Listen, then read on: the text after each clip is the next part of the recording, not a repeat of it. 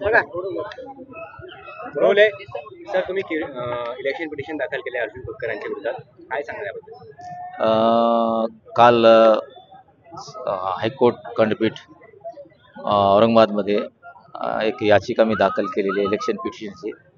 आणि निवडणूक छाननीच्या दिवशी जे माझे ऑब्जेक्शन होते समोरची पार्टीच्या विरोधात, आणि मला असं वाटत होतं की त्यांचा फॉर्म कॅन्सल होईल, पण 4 तासची हिअरिंग झाल्यानंतर 8 तास त्यांनी वेटिंग घेतलं आणि रात्री 11 वाजता त्यांनी निर्णय दिला.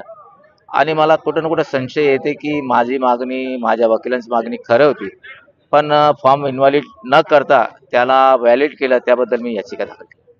मग तुमची पुढची दिशा कशी असणार आहे, कशा प्रकारचा लढा तुम्ही करणार? पुढची दिशा आता सन्मान्य हायकोर्ट डिसाईड करणार ना.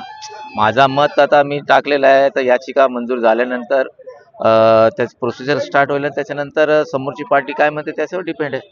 पण मी ठाम आहे, कारण 2014 असंच झालं होतं आणि मला माहित होतं की काहीतरी गडबड आहे, आणि हायकोर्टाने माझ्या फेवरमध्ये दिला आणि सुप्रीम कोर्टाने माझ्या फेवरमध्ये दिला.